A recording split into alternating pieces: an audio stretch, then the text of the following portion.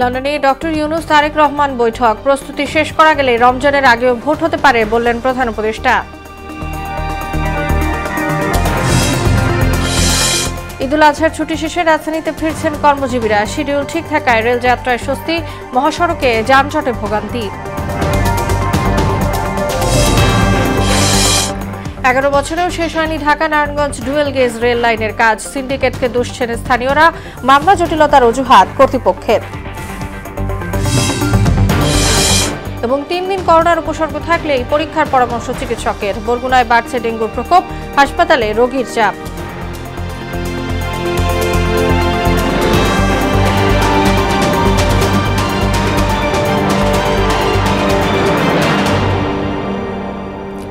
আসসালামু আলাইকুম, সবাইকে মোহনা সংবাদে স্বাগত। শুনছিলেন শিরোনাম, সঙ্গে আছি তাসনুবা বিনতে তাহের। এবার বিস্তারিত। অবশেষে লন্ডনে অনুষ্ঠিত হলো প্রধান উপদেষ্টা ডক্টর মোহাম্মদ ইউনূস ও বিএনপির ভারপ্রাপ্ত চেয়ারম্যান তারেক রহমানের মধ্যে বহুল কাঙ্ক্ষিত বৈঠক। এতে আগামী রমজানের আগেই নির্বাচন আয়োজনের প্রস্তাব করেন তারেক রহমান।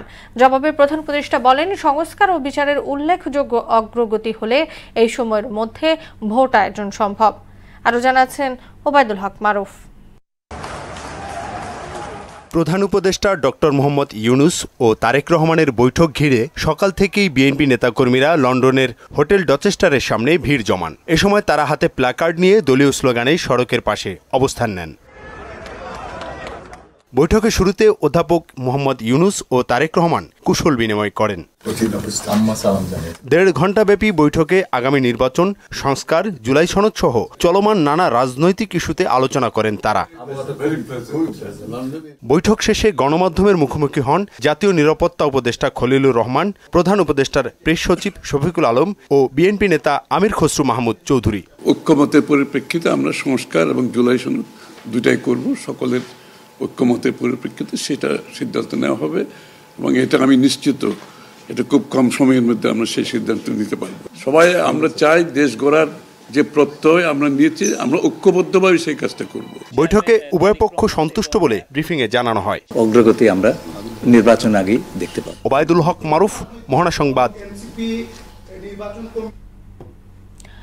কিছুক্ষণ আগে গুলশানে ব্রিফ করেছেন বিএনপির মহাসচিব মির্জা ফখরুল ইসলাম আলমগীর। সেখানে আছেন সহকর্মী তানজিদ ভুঁইয়া। তানজিদ, ব্রিফিংয়ে বিএনপি মহাসচিব বৈঠকের বিষয়ে কি বলেছেন?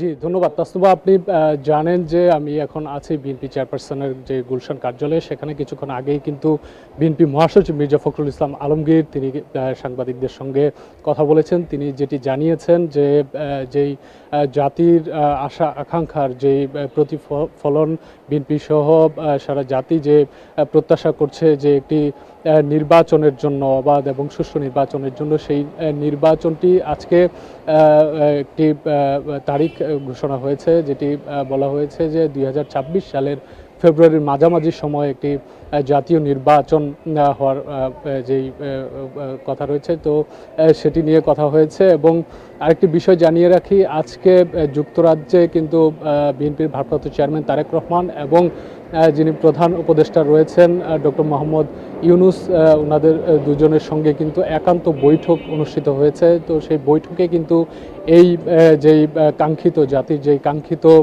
যেই প্রতিফলন, সেই প্রতিফলনের যে বার্তাটি, সেই বার্তাটি কিন্তু এসেছে যে 2026 সালের ফেব্রুয়ারির মাঝামাঝি সময়ে একটি জাতীয় নির্বাচন অনুষ্ঠিত হবে। বিএনপি কিন্তু গত প্রায় 16-17 বছর ধরে গণতন্ত্র পুনরুদ্ধারের জন্য একটি অবাধ এবং সুষ্ঠু নির্বাচনের জন্য কিন্তু লড়াই সংগ্রাম করে আসছেন, যেটির ফলে কিন্তু বিএনপির হাজার হাজার নেতাকর্মী কিন্তু জেল, জুলুম, হত্যা, নির্যাতনের শিকার হয়েছেন।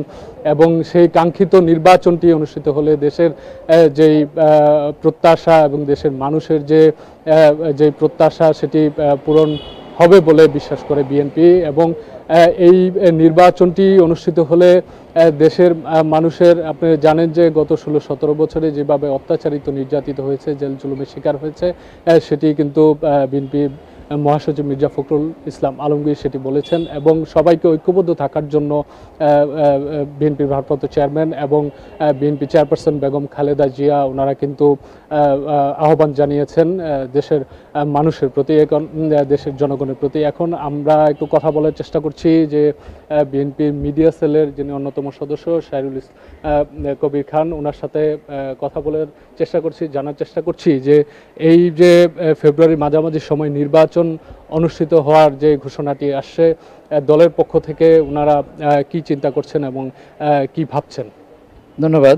আসসালামু আলাইকুম।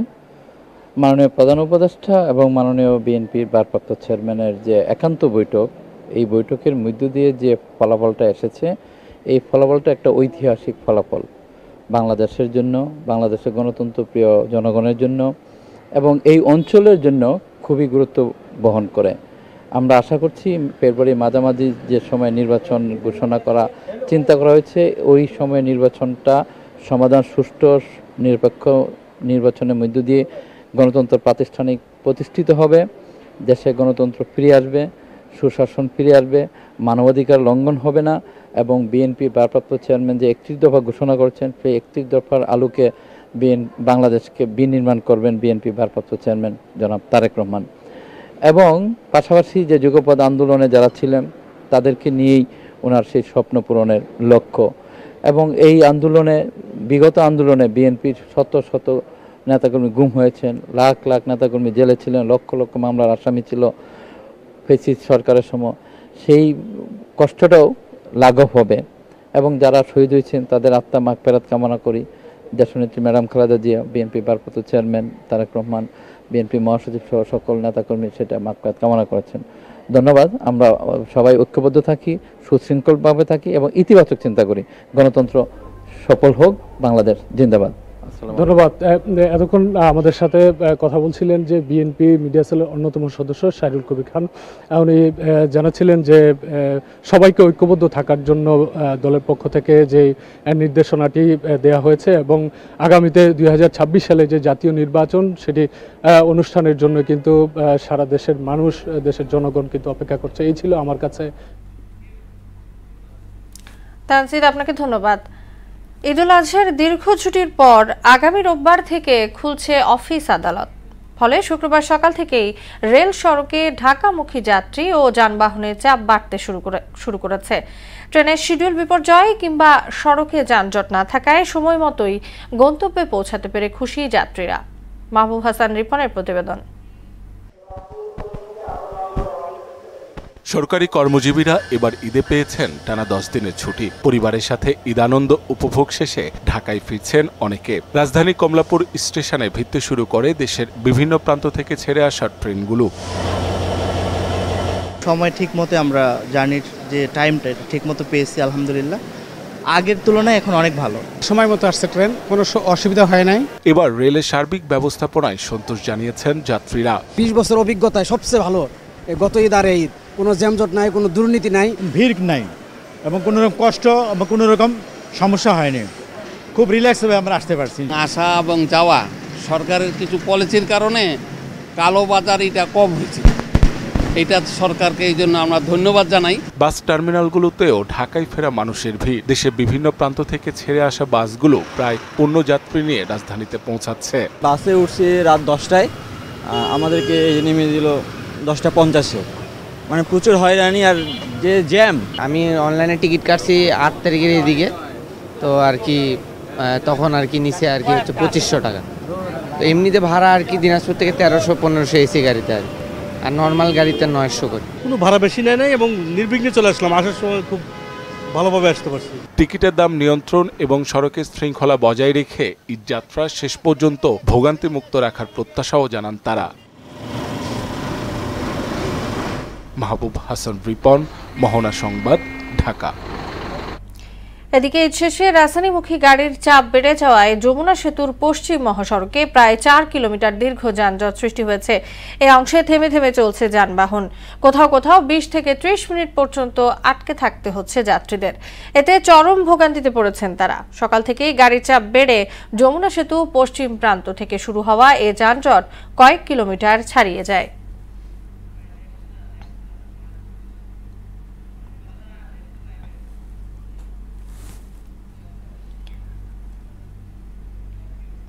11 বছরে ঢাকা নারায়ণগঞ্জ 14 কিলোমিটার দীর্ঘ ডুয়েল গেজ রেল লাইন নির্মাণ প্রকল্পের অগ্রগতি হয়েছে মাত্র 46%। স্থানীয়দের অভিযোগ, পলাতক সাবেক এমপি শামীম ওসমানীর নেতৃত্বে পরিবহন সিন্ডিকেটের কারণেই আটকে ছিল প্রকল্প কাজ। যদিও প্রকল্প পরিচালক বলছেন, ভূমি অধিগ্রহণ ও মামলা জটিলতায় কাজ শুরু করতে বিলম্ব হয়। রেল নিয়ে মাহবুব হাসান রিপনের 3 পর্ব ধারাবাহিক প্রতিবেদনের দ্বিতীয় কিস্তি আজ। ঢাকা নারায়ণগঞ্জ 14 কিলোমিটার দীর্ঘ রেলপথটি 1885 সালে তৈরি করে ব্রিটিশ সরকার। গুরুত্ব বিবেচনায় ডুয়েল গেজ ডাবল লাইন করার পরিকল্পনা নেওয়া হয় সেই সময়ে। এর 129 বছর পর 2014 সালে ডাবল লাইন প্রকল্প হাতে নেয় বাংলাদেশ রেলওয়ে। 2014 সালে শুরু হওয়া প্রকল্পটির কাজ 3 বছরের মধ্যে শেষ হওয়ার কথা থাকলেও স্থানীয়রা অভিযোগ করেন, আওয়ামী লীগের সাবেক এমপি শামীম ওসমানের প্রত্যক্ষ মদদে পরিবহন সিন্ডিকেটের কারণে আটকে যায় নির্মাণ কাজ। বিগত দিনে যারা সংসদ সদস্য ছিল তাদের নিয়ন্ত্রণেই এই ট্রেন লাইন চলতো। ট্রেন লাইন নিয়ন্ত্রণে চলতো, তাদের নিয়ন্ত্রণেই নারায়ণগঞ্জ এসি বাস বলেন বা লোকাল বাস বলেন বা যেই বাসই বলেন, এদের নিয়ন্ত্রণে চলতো। রাজনৈতিক কারণে এইটাকে ডাবল লাইন করে নাই, কারণ যারা এটাকে ডাবল লাইন করবে এদেরই নারায়ণগঞ্জ শহরের মধ্যে এসি বাস, শীতল বাস, অনেক পদের বন্ধন উৎসব বাস ছিল। আমাদের পরিকল্পনা নেওয়া হয় কিন্তু পরে উড়ে যায়, কল্পনাই থাকে। তবে প্রকল্প পরিচালক বলছেন ভিন্ন কথা। শুরু হওয়ার পর থেকেই এখানে বেশ কয়েকটা রেলওয়ের জমিতে রিট মামলা ছিল, যা এই মামলাগুলো ভ্যাকেট হতে প্রায় 1.5 থেকে 2 বছর সময় লাগে। তারপর আবার আমাদের আরেকটা নারায়ণগঞ্জ রেল স্টেশনে ছিল BIWD এর সাথে আমাদের একটা ভূমি সংক্রান্ত জটিলতা ছিল। বিভিন্ন এই সমস্ত কারণে তা আমরা সাইট হ্যান্ডওভার করতে পারিনি ঠিকাদারকে। তো এইসব মেনলি এই সমস্ত কারণে আমাদের প্রকল্পটা ডিলে হয়। বিদ্যমান রেলপথের সংস্কার সহ রিভাইজ প্রকল্পের অগ্রগতি 45% জানিয়ে আগামী বছর জুনের মধ্যে কাজ শেষ করার আশা জানান তিনি। আমার এই প্রকল্পের ডেডলাইন হচ্ছে 30 জুন 2026। তা আমরা খুবই চেষ্টা করব, আমরা হার্ট অ্যান্ড সোল ট্রাই করবো এর ভেতরই প্রকল্পটা শেষ করা। বিশেষজ্ঞরা বলছেন, প্রকল্প বাস্তবায়ন হলে ঢাকা নারায়ণগঞ্জ রেল রোডে যাত্রীরা যেমন অনায়াসে যাতায়াত করতে পারবেন, তেমনি ভাবে গতি আসবে অর্থনীতিতেও। অনেক আগেই এটাকে শেষ করা উচিত ছিল। এটা যদি আমরা শেষ করতে পারতাম সময় মতো, তাহলে আপনার ধরেন নারায়ণগঞ্জ থেকে ঢাকা আসার জন্য এখন যে আমরা অনরোডের যেই ব্যবস্থাগুলো আমরা করেছি, যেমন মনে করেন শনিরেখার এখানে আমরা রাস্তা করে দিয়েছি, এদিকে আপনার পাগলার এদিক দিয়ে আপনার রাস্তা করে দিয়েছি, এগুলো না করলেও হতো। যথাসময়ে প্রকল্প শেষ করতে কর্তৃপক্ষের আরও আন্তরিক হওয়া উচিত বলে মনে করেন এই বিশেষজ্ঞ। আমি মনে করি যে কাজটা যেহেতু শুরু হয়েছে, এটাকে যত দ্রুত সম্ভব এটাকে শেষ করা প্রয়োজন বলে আমি মনে করি। মাহবুব হাসান রিপন, মোহনা সংবাদ, ঢাকা। উপসর্গ 3 দিন অতিক্রম করলেই করোনা পরীক্ষার পরামর্শ দিয়েছেন চিকিৎসকরা। করোনার নতুন উপসর্গে মাংসপেশির ব্যথা যুক্ত হয়েছে বলেও জানান তারা। সংক্রমণের হার বাড়লে তা সামাল দিতে প্রস্তুত ডিএনসিসি কোভিড ডেডিকেটেড হাসপাতাল। এবার আসাদের রিপোর্ট। কয়েক মাস ধরেই বিশ্বের অন্যান্য দেশের সঙ্গে পাল্লা দিয়ে বাংলাদেশেও বাড়ছে করোনা সংক্রমণের হার। রাজধানীতে মহাখালীর কোভিড ডেডিকেটেড হাসপাতালে প্রতিদিনই দীর্ঘ হচ্ছে করোনা পরীক্ষা করতে আসা রোগীর লাইন। পরীক্ষার জন্য নমুনা সংগ্রহ করার বুথেও বাড়ছে উপসর্গ নিয়ে আসা রোগীর সংখ্যা। ল্যাবে বেড়েছে কাজের চাপ, বিশেষায়িত ওয়ার্ডগুলোতে বেড়েছে রোগী ভর্তির সংখ্যা। হাসপাতালের মেডিকেল অফিসার ডাক্তার মাসাওয়া জানান, নিয়মিত উপসর্গের সঙ্গে যুক্ত হয়েছে নতুন কিছু উপসর্গ। 3 দিনের বেশি আপনার জ্বর স্থায়ী হচ্ছে, প্রচণ্ড ঠান্ডা কাশি কোনোভাবেই ভালো হচ্ছে না, প্রচণ্ড শ্বাসকষ্ট হচ্ছে, অক্সিজেন ছাড়া আপনি থাকতে পারছেন না, আপনার নিঃশ্বাস নিতে কষ্ট হচ্ছে। সেক্ষেত্রে নর্মাল যে সিমটমগুলো আপনাদের উচিত হবে অবশ্যই টেস্ট করে নেওয়া। কমন কোল্ডের যে সিমটমগুলো সেগুলো নিয়েই কিন্তু পেশেন্ট এসেছে, কিন্তু এখন ইদানিং আমরা দেখছি যে অনেক পেশেন্ট আসছে যাদের মাসেল পেনটাই প্রধান, জয়েন্ট পেনটাই প্রধান, তারা সেই রকম সিমটম নিয়েও কিন্তু তাদের পজিটিভ আসছে। করোনা সংক্রমণের হার বাড়লেও তা সামাল দিতে তার হাসপাতাল প্রস্তুত বলেও জানান এই চিকিৎসক। আমরা 100% প্রস্তুত আছি। এখন আমাদের 13 জন কোভিড পেশেন্ট ভর্তি আছে, আমাদের 300টি বেড হচ্ছে আমাদের রেডি আছে এবং 1000 বেড নিয়ে আমরা প্রস্তুত আছি। প্রয়োজনে আমরা সেই বেডগুলো প্রস্তুত করব এবং আমরা আমাদের দিক থেকে 100% সাপোর্ট দিতে পারবো ইনশাল্লাহ। MR আসাদ, মোহনা সংবাদ, ঢাকা। ডেঙ্গু আক্রান্তের তালিকার শীর্ষে বরগুনা। প্রতিদিন গড়ে শতাধিক ডেঙ্গু রোগী ভর্তি হচ্ছে বিভিন্ন হাসপাতালে। আরও 3 মাস ডেঙ্গুর প্রকোপ বাড়ার শঙ্কা প্রকাশ করেছে জেলার স্বাস্থ্য বিভাগ। ডেঙ্গুবাহী মশার বংশবিস্তার রোধে সমন্বিতভাবে কাজ করছেন সংশ্লিষ্টরা। সাগর আকুনের প্রতিবেদন জানাচ্ছেন বুশরাত জাহান।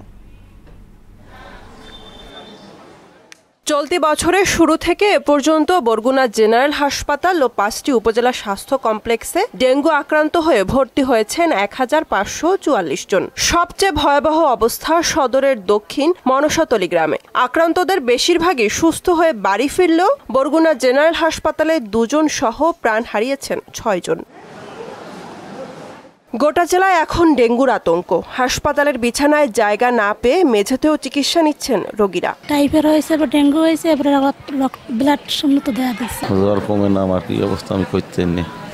আল্লাহ আল্লাহ করতেছি, আল্লাহ যদি আমার ফয়সালা করে। জ্বরটা একটু নিয়ন্ত্রণে আসছে, কিন্তু শরীরের কন্ডিশন মোটেই ভালো না। প্লাটিনাম অনেক নিচে নেমে গিয়েছিল, আল্লাহ ভরসা এখন আস্তে আস্তে উপরে উঠতে আসছে। আমার বাড়ি তালতলি 7 মাইল দক্ষিণে, এত মশার মারার ওষুধ কোনো যায় না গাঁও গ্রামে, কিছু না। এখন পর্যন্ত আমার চোখে পড়ে নাই যে জেলা প্রশাসক থেকে কোনো রকম কোনো ব্যবস্থা নেওয়া হয়েছে। জেলার সিভিল সার্জন জানান, ডেঙ্গু আক্রান্তদের সুচিকিৎসা নিশ্চিতের পাশাপাশি জেলা প্রশাসনকে সাথে নিয়ে ডেঙ্গুর বংশবিস্তার রোধ করতে সমন্বিতভাবে কাজ করছেন তারা। বর্তমান পরিস্থিতি খুবই সংকটজনক। আমরা চিকিৎসা সেবা ব্যাহত হচ্ছে না, আমরা চিকিৎসা সেবা প্রদান করছি এবং বরগুনা জেলা স্বাস্থ্য বিভাগ, জেলা প্রশাসন, জেলা পুলিশ প্রশাসন এবং আপনার পৌরসভার সাথে সমন্বিতভাবে আপনার মশক নিধন সহ এই ডেঙ্গির কার্যক্রমকে সম্পূর্ণ জোরদার করা থেকে, চিকিৎসা সেবাটাকেও জোরদার করা থেকে সমন্বিত কার্যক্রম এখানে চলছে। বরগুনা সিভিল সার্জন কার্যালয়ের তথ্য অনুযায়ী জেলার বিভিন্ন হাসপাতালে বর্তমানে 172 জন ডেঙ্গু রোগী চিকিৎসাধীন রয়েছেন। বুশরাত জাহান, মোহনা সংবাদ। ঈদের পরে বাজারে নিত্যপণ্যের সরবরাহ ও ক্রেতার উপস্থিতি কম, তাই নতুন করে বাড়েনি দাম। বেশিরভাগ নিত্যপণ্যই বিক্রি হচ্ছে ঈদের আগের দামে। ব্যতিক্রম শুধু মাছের বাজার। কোরবানির পরে চাহিদা বেশি থাকায় বেড়েছে বেশিরভাগ মাছের দাম। রেজা খানের রিপোর্ট।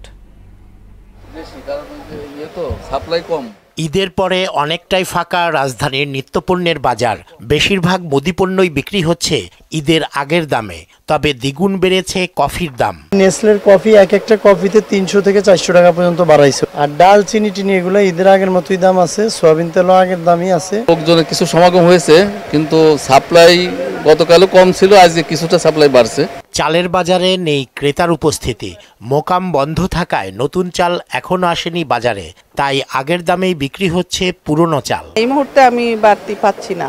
এই মুহূর্তে আমার আগেও এরকমই নিয়েছি। আমরা আগের রেটে চাল বেচতে আছে, আগের চাল আছে আগের রেটে। এমনকি বাড়বো না কমবো এটা তো আর সঠিক করতে পারে না। গরুর মাংস বিক্রি হচ্ছে 750 টাকা কেজি।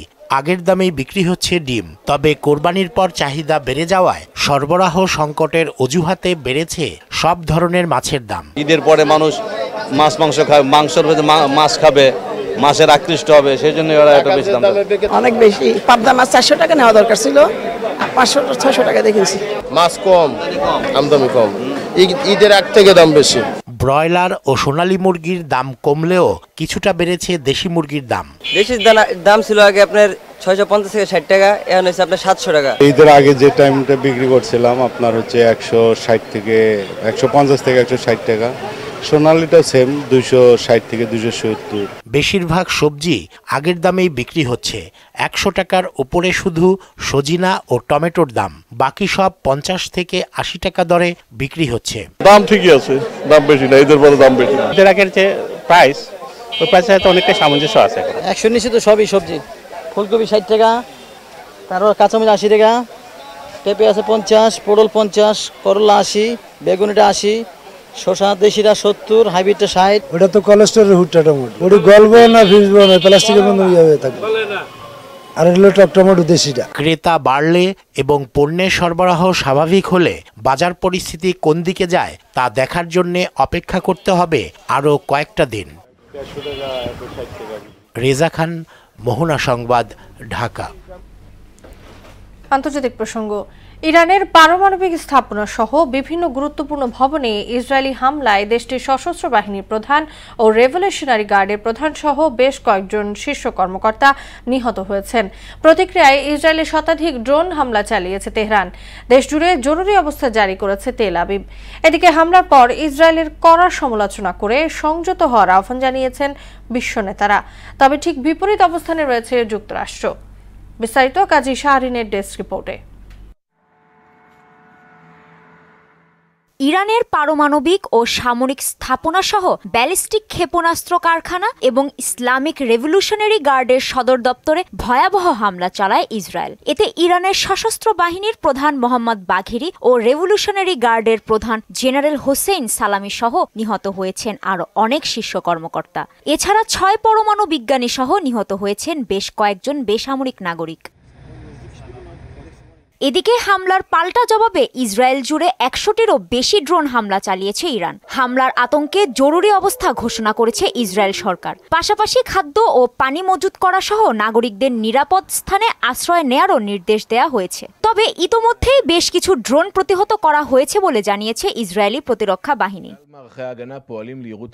ইরানের সর্বোচ্চ নেতা আয়াতুল্লাহ আলী খামেনি হুঁশিয়ারি উচ্চারণ করে বলেন, ইসরায়েলকে কঠোর শাস্তির মুখোমুখি হতে হবে। তবে এই হামলা এখানেই শেষ নয়। ইসরায়েল আক্রমণ অব্যাহত রাখবে বলে জানিয়েছেন দেশটির প্রধানমন্ত্রী বেনিয়ামিন নেতানিয়াহু।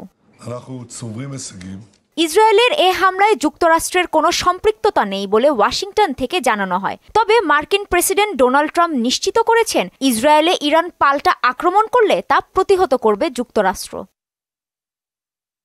অন্যদিকে ইসরায়েলের এ হামলার পর উঠেছে সমালোচনার ঝড়। হামলাকে আন্তর্জাতিক আইন ও রীতিনীতির স্পষ্ট লঙ্ঘন বলে অভিহিত করেছে সৌদি সরকার। আর এ ঘটনাকে উস্কানিমূলক বলে নিন্দা জানিয়েছে তুরস্ক। এছাড়া দুই পক্ষের পাল্টাপাল্টি হামলাকে উদ্বেগজনক অভিহিত করে উত্তেজনা প্রশমনের আহ্বান জানিয়েছেন ব্রিটেনের প্রধানমন্ত্রী কিয়ার স্টারমার। কাজী শাহরিন, মোহনা সংবাদ। খেলার খবর ক্রিকেট।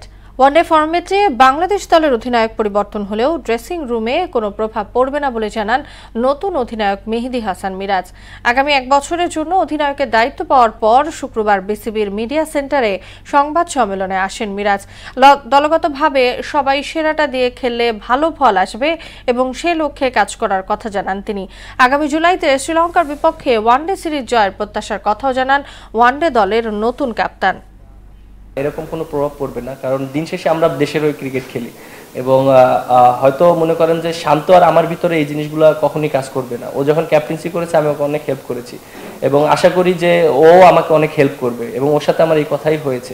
সবাই একসাথে খেলাটা খুব ইম্পর্টেন্ট এবং আমরা বাংলাদেশটাকে একটা জায়গায় দাঁড় করাতে চাই, যেটা বিগত দিনে আমরা যেহেতু ওডিআই ফরম্যাটটা আমরা অনেক ভালো টিম ছিলাম, হয়তো এখন অবস্থানটা আমাদের একটু হয়েছে, বাট আমি আশা করি এটা একটা ভালো অবস্থানে যাবে। শেষ করব মোহনা সংবাদ। যাবার আগে শিরোনামগুলো জানিয়ে দিচ্ছি।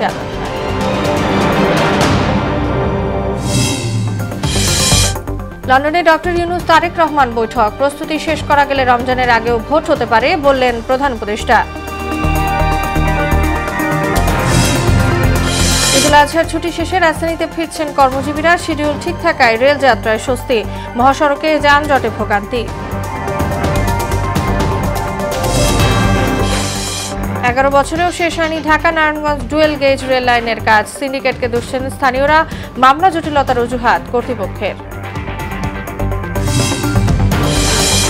এবং 3 দিন করোনার উপসর্গ থাকলেই পরীক্ষার পরামর্শ চিকিৎসকের। বরগুনায় বাড়ছে ডেঙ্গুর প্রকোপ, হাসপাতালে রোগীর চাপ।